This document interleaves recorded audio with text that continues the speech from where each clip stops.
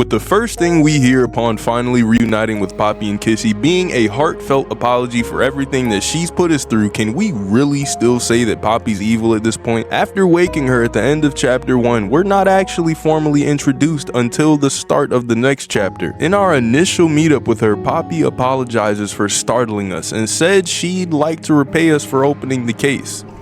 Thank you. I'd like to pay you back. There's a train station nearby. It needs a code, and I have it. We're gonna get out of here.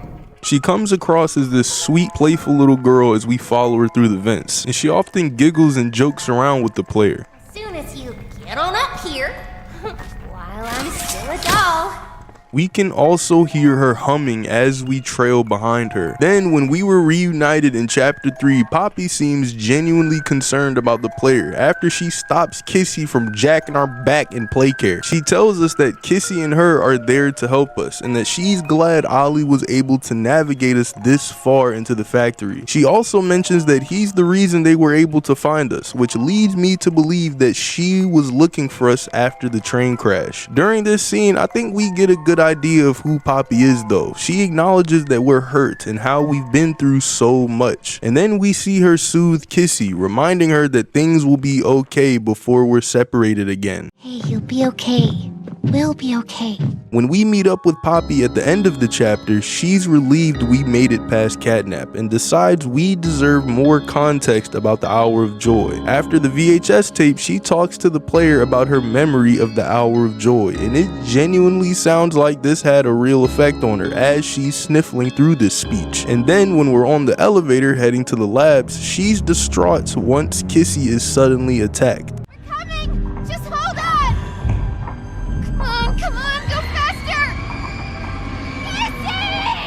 This continues in the opening scene of chapter 4, with Poppy telling us she can't leave Kissy behind and sends us off with the warning to be careful as this area is even more dangerous and nothing like we've seen above. As we progress through the underlevel and approach Safe Haven, we're suddenly dragged into a corner to safety by Kissy and Poppy as the prototype passes just seconds later. During this reunion, we can see that presumably Poppy has taken the time to tend to and bandage up Kissy.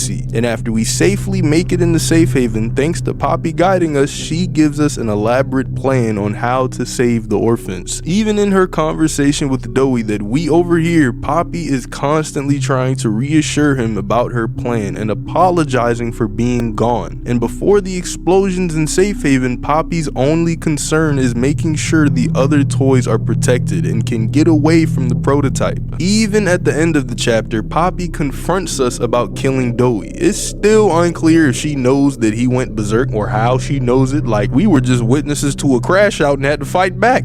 Why did you kill Dowie? What are you talking about? Do you even understand what happened? Throughout the other chapters, we've seen Poppy time and time again very caring and empathetic towards other characters, including us. So where might people be getting the idea that this 2-foot-tall doll isn't who she says she is? Well, this probably has a lot to do with how little we've known about Poppy up until chapter 5. But also, there are a lot of odd moments where Poppy seems to have a personality switch. Like I mentioned, at the end of chapter 2, after we defeat Mommy and rescue Poppy from the webbing, she seemed like she's in this catatonic state. I almost said it wrong. And moments later, while we're on the train, she talks over the intercom and tells us that she can't let us leave, essentially holding us hostage. With everything laid out previously, I don't get what Bob was trying to do here with this villain speech. You are perfect.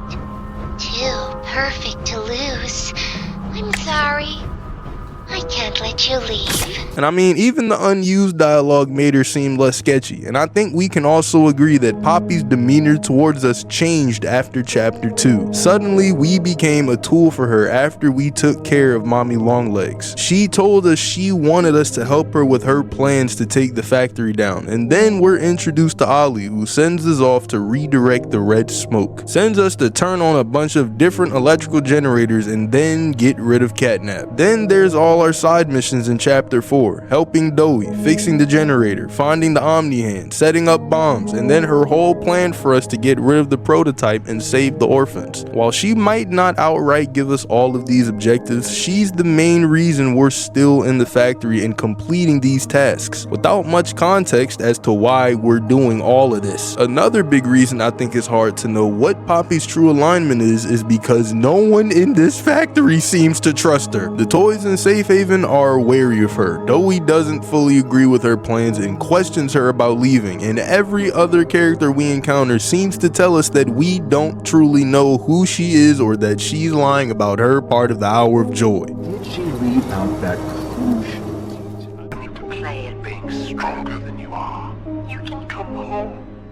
She even ran away from Kissy and us when the prototype was threatening her with being put back into a case. And then he even points it out by saying, "Some friend, huh? I should have dapped him up right then and there, switch side." But we've also gotten plenty of insight into Poppy's character in these chapters as well, and I think it's enough context to say that this girl ain't evil. Our first meeting with Poppy is her being surprised that she was finally freed from her case, something she didn't even know was a possibility after all these years. And in chapter 5, we finally get the context of how she got into the case. Hiding in your room. Running away. From the rebellion you started. I can't. In that tape, we do hear her admit that she had a part in the Hour of Joy. However, she tells him that this isn't what she wanted. This isn't what he told her was going to be. She's disagreeing with him. This tape shows us that she was a victim of the prototype herself. He wanted her to be okay with the outcome and aftermath of the Hour of Joy. He was upset that she didn't agree with his ideas, so he punished her by locking her in the case, hoping she'd change her mind. So while she initially agreed with the plan for the Hour of Joy because she thought the children in experiments were going to be able to leave the factory, it's clear she didn't agree with how the plan was executed. She became a victim of him too. Senseless slaughter. That's all it really was. They killed everyone. In chapter 4, we find a tape of Poppy crying while talking to Ollie about the experiments she's undergone. It's been weeks and weeks of taking things out and putting them back in and taking things out and putting them back in. Over and over and over.